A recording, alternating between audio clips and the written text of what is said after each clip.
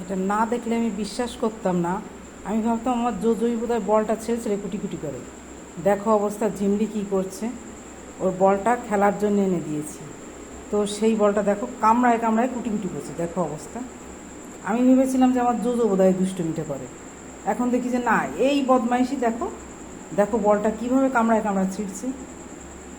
আরও একটা এনে রেখেছে, আর দেবো না তো, ওই ছেঁড়াটা দিয়েই খেলা করবি। দেখো কামড়ায় কুটি কুটি করে ফেললো বলটা।